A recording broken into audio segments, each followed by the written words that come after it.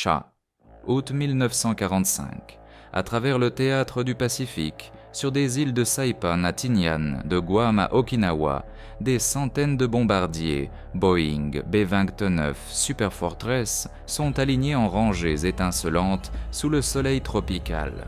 Ce ne sont pas des reliques abandonnées d'un ennemi vaincu, mais plutôt les armes victorieuses de l'United States Army Air Forces, les avions qui ont largué les bombes atomiques et incendié le Japon jusqu'à sa capitulation.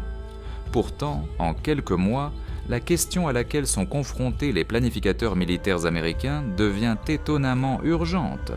Que fait-on précisément avec 3970 des bombardiers les plus avancés et les plus coûteux jamais construits lorsque la guerre pour laquelle ils ont été conçus vient soudainement de se terminer ? Le B-29 représentait le plus grand programme aéronautique de l'histoire, coûtant 3 milliards de dollars à développer et à construire, plus que le projet Manhattan lui-même. Chaque appareil incarnait une technologie de cabine pressurisée de pointe, des systèmes défensifs télécommandés et la capacité de frapper des cibles à 3250 miles de distance, tout en transportant 10 tonnes de munitions. Alors que août se transforme en septembre 1945, les États-Unis font face à un défi sans précédent. Gérer une flotte de bombardiers stratégiques plus importante que l'ensemble des forces aériennes de la plupart des nations. Des avions trop précieux pour être simplement abandonnés, mais trop nombreux et trop coûteux à entretenir en temps de paix. La situation à laquelle sont confrontés les commandants américains à l'automne de 1945 s'avère remarquablement complexe.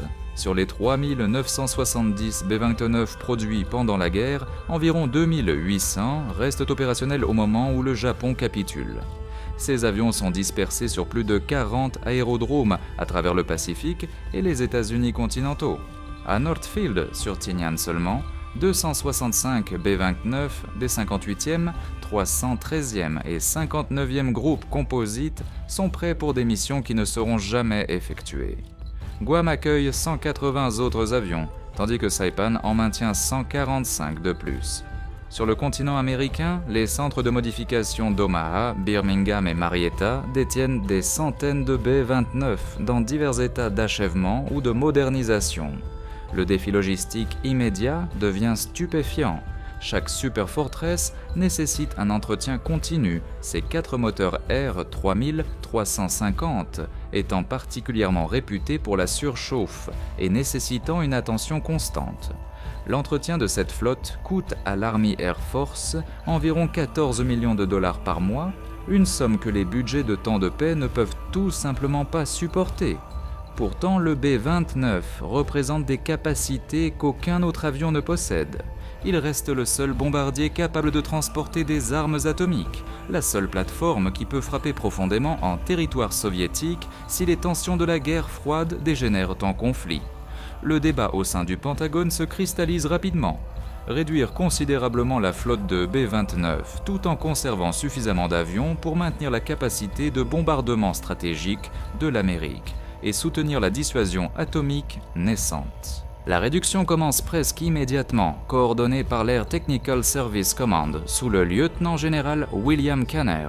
Quelques semaines après la capitulation du Japon, l'Army Air Forces lance l'opération Sunset, le retour systématique des B-29 des bases du Pacifique vers les États-Unis continentaux.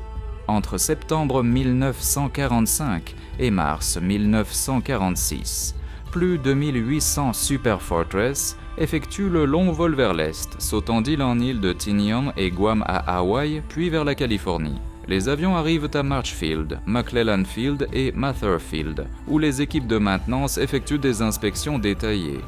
Les avions ayant moins de 200 heures de vol et des modifications récentes reçoivent la priorité pour être conservés en service actif. Ces 29 sélectionnés, au nombre d'environ 740 avions à la mi-mille, 946, sont affectés au Strategic Air Command lors de sa formation en mars 1946 sous le général George Kenney. Les avions restants font face à un sort plus incertain. En juin 1946, plus de 1100 B-29 sont entreposés à Piott Army Airfield au Texas, Davis Mountain Field en Arizona et Walnut Ridge Army Flying School en Arkansas. À Piott seulement, 642 B-29 sont garés dans le désert, leurs moteurs conservés et leurs cockpits scellés contre la poussière. L'Army Air Force les désigne comme la flotte de réserve, théoriquement disponible pour une réactivation rapide si les circonstances internationales l'exigent. Pourtant, maintenir même des avions mis sous cocon nécessite des ressources et, en 1948, les planificateurs réalisent que les progrès technologiques ont déjà commencé à rendre le B-29 obsolète. Le nouveau B-36 Peacemaker offre une portée intercontinentale, tandis que le B-47 Stratojet à réaction promet des vitesses que le Super Fortress à hélice ne peut égaler. La question passe de savoir s'il faut réduire davantage la flotte de B-29 à combien pourrait raisonnablement rester utile dans les années 1950. Le déclenchement de la guerre sur la péninsule coréenne en juin 1950 modifie radicalement la trajectoire du B-29. Le Strategic Air Command maintient environ 520 B-29 actifs lorsque les forces nord-coréennes franchissent le 38e parallèle, avec 300 autres dans divers stades de stockage ou de modification. En quelques semaines, l'Air Force active les avions stockés, retirant les B-29 de Davis Monthan et les remettant en état opérationnel. En août 1950, 98 B-29 des 22e et 92e groupes de bombardement sont déployés à la base aérienne de Kadena sur Okinawa et à la base aérienne de Yokota au Japon. Ces avions, dont beaucoup ont largué des bombes sur le Japon seulement 5 ans plus tôt, effectuent maintenant des missions d'interdiction contre les infrastructures nord-coréennes. Tout au long du conflit coréen, les B-29 effectuent de plus de 21 000 sorties, larguant 167 000 tonnes de bombes. Pourtant, la Corée expose également les vulnérabilités de la Super Fortress. Le 12 avril 1951, 3 B-29 attaquant les ponts de Sinuiju rencontrent des chasseurs MiG-15 à réaction. Les jets de construction soviétiques, bien plus rapides que les bombardiers américains, abattent les 3 B-29 en quelques minutes. Le massacre force un changement tactique. Les B-29 cessent les opérations de jour au-dessus de la Corée du Nord, relégués aux missions de bombardement de nuit, où les intercepteurs à réaction se révèlent moins efficaces. La Corée prolonge simultanément la durée de vie du B-29 et confirme son obsolescence. L'Air Force poursuit les opérations du B-29 jusqu'au 27 juillet 1953, lorsque l'armistice met fin aux combats actifs. À cette date, le concept entier de bombardement stratégique à haute altitude par des avions conventionnels a été complètement supplanté par les bombardiers à réaction et les armes nucléaires. La réduction s'accélère considérablement. L'implication de la Royal Air Force avec le B-29 s'avère étonnamment significative, bien que largement oubliée aujourd'hui. Sous le nom de code Opération Ruby, les Britanniques reçoivent 88 B-29 par le biais d'accords de pré-bail finalisés fin 1945.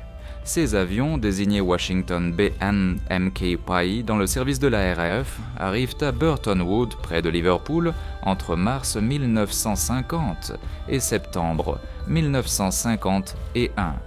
L'acquisition britannique reflète des lacunes de capacité urgente. La RAF ne possède aucun bombardier lourd, capable de transporter les armes atomiques en développement de la Grande-Bretagne, l'Avro Lincoln s'avérant inadéquat pour les missions de frappe nucléaire.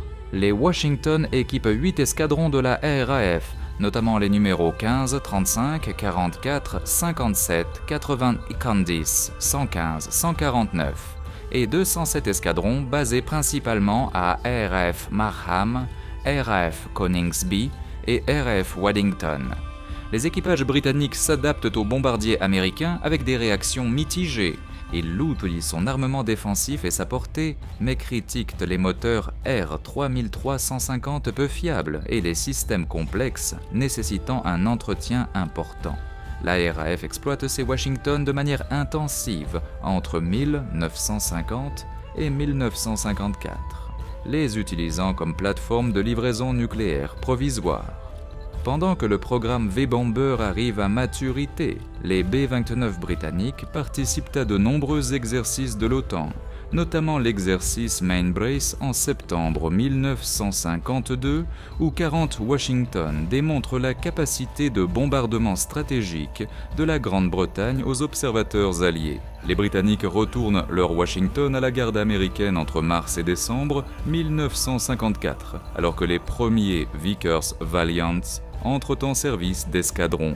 Sur les 88 avions fournis, la RAF en retourne 60 à l'United States Air Force, le reste étant radié après des accidents ou des défaillances mécaniques.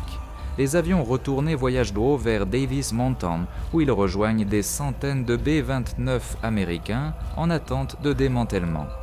L'acquisition soviétique de la technologie du B-29 suit un chemin radicalement différent, enveloppé dans le secret de la guerre froide pendant des décennies. Entre juillet 1944 et février 1945, 4 B-29, effectuant des raids de bombardement contre des cibles japonaises en Mandchourie, subissent des défaillances mécaniques et effectuent des atterrissages d'urgence en territoire soviétique. Selon le droit international, les soviétiques devraient interner les avions et les équipages jusqu'à la fin de la guerre. Au lieu de cela, Staline ordonne personnellement la saisie et la rétro-ingénierie des B-29. Les 4 avions atterrissant près de Vladivostok sont immédiatement transportés à Moscou, où le concepteur aéronautique Andrei Tupolev reçoit une directive extraordinaire. Copier le B-29 exactement, jusqu'au moindre rivet et fil. Les ingénieurs soviétiques démontent complètement les bombardiers à l'usine numéro 22 à Kazan, mesurant et cataloguant chaque composant. Le programme de rétro-ingénierie, désigné Projet 24, nécessite l'adaptation des mesures et matériaux américains aux équivalents soviétiques. L'industrie soviétique manque des alliages précis utilisés dans la construction américaine, nécessitant des programmes de recherche métallurgique. Le système de pressurisation s'avère particulièrement difficile, car l'aviation soviétique a une expérience limitée de la pression en cabine. L'équipe de Tupolev achève le premier exemplaire soviétique du B-29, désigné Tu-4 en mai 1947. Remarquablement rapide compte tenu du bond technologique requis. En 1952, les usines soviétiques ont produit environ 847 Tu-4, fournissant à Staline un bombardier stratégique capable d'atteindre l'Europe occidentale et, lors de missions à sens unique, les États-Unis. Le Tu-4 sert de système de livraison nucléaire principal de l'Union soviétique jusqu'à ce que le Tupolev Tu-16 à réaction entre en service en 1954. La rétro-ingénierie soviétique du B-29 représente l'un des transferts de technologie les plus importants du début de la guerre froide, donnant à l'Union soviétique une capacité de frappe intercontinentale des années avant qu'une conception indigène ne puisse y parvenir.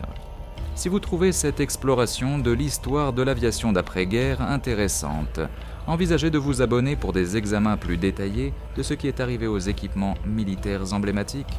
La réduction systématique de la flotte américaine de B-29 s'accélère tout au long des années 1950, alors que les bombardiers à réaction rendent la Superfortress obsolète. Le Strategic Air Command retire ses derniers B-29 opérationnels des escadrons de bombardiers en septembre 1955. Bien que des variants d'Arfle spécialisés continuent à pas de voler, en 1956, l'Air Force maintient moins de 400 B-29 à quelque titre que ce soit, la plupart servant dans des rôles secondaires, bien éloignés du bombardement stratégique. Le service météorologique exploite environ 115 avions de reconnaissance météorologique, BV-29 jusqu'en 1960, tandis que le service de sauvetage aérien fait voler 35 variantes de sauvetage air-mer, SB, 29 Superfortress jusqu'en 1958. À la base aérienne de Davis Mountain en Arizona, l'ampleur de l'élimination devient stupéfiante. Entre 1955 et 1959, plus de 900 B-29 arrivent pour être démantelés. La reconstruction Finance Corporation, gérant l'élimination des avions militaires excédentaires, met aux enchères les bombardiers pour leur valeur de ferraille, généralement entre 3 000 et 5 000 $ par avion. Des entreprises civiles achètent d'amateurs les B-29, extraient l'aluminium, le cuivre et l'acier précieux, puis font fondre les composants. Au pic des opérations de démantèlement en 1956, les travailleurs de Davis Mountain traitent 15 B-29 par semaine. La destruction s'avère complète et rapide. Des avions qui coûtaient 639 000 $ à construire en 1944 disparaissent dans des hauts fourneaux pour une fraction de % de leur valeur d'origine. Certains B-29 reçoivent un sursis temporaire grâce à la conversion à des fins civiles. Entre 1946 et 1953, environ 75 B-29 excédentaires sont civilisés pour divers rôles. La conversion la plus réussie s'avère être le Boeing 377 Stratocruiser, qui utilise les ailes, les moteurs et la section de queue du B-29 marié à un nouveau fuselage à double pont.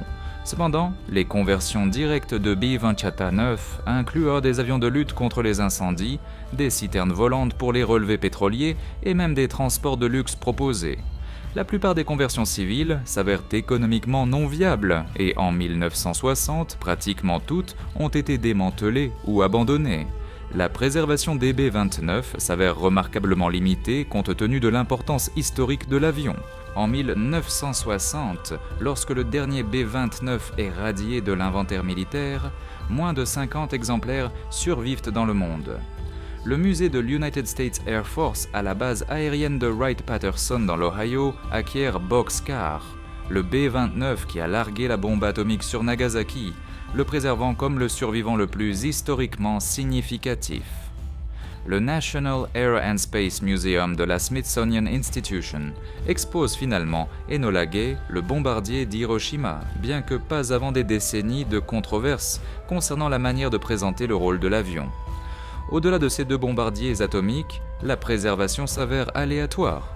Le Marchfield Air Museum en Californie conserve un B-29A qui a effectué des missions pendant la guerre de Corée.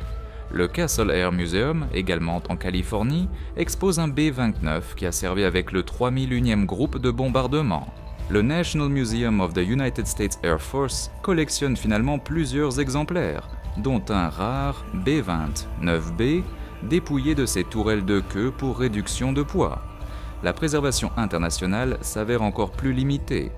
L'Imperial War Museum d'Oxford en Angleterre ne préserve aucun Washington complet, bien que des composants survivent en stockage. L'Union soviétique maintient 2 Tu-4, dont un au musée central de l'armée de l'air à Monino, près de Moscou, témoignage du programme de rétro-ingénierie. En 2020, les enquêtes mondiales identifient seulement 26 B-29 sensiblement complets dans les musées, avec peut-être une douzaine de cellules incomplètes, stockées ou en cours de restauration. Parmi ces survivants, exactement 2 restent en état de vol. Fifi, exploité par la Commemorative Air Force au Texas, et Doc, restauré en vol en 2016, après des décennies dans le désert de Mojave. Ces exemplaires volants représentent des efforts de restauration extraordinaires, coûtant des millions de dollars et nécessitant la fabrication de composants qui ne sont plus disponibles commercialement. L'héritage technologique du B-29 s'étend bien au-delà de son service opérationnel. Les systèmes développés pour la Super Fortress ont influencé la conception des bombardiers pendant des décennies. Les cabines d'équipage et d'équipage pressurisés sont devenus standards sur tous les bombardiers stratégiques ultérieurs, du B-36 au B-52 jusqu'aux avions modernes.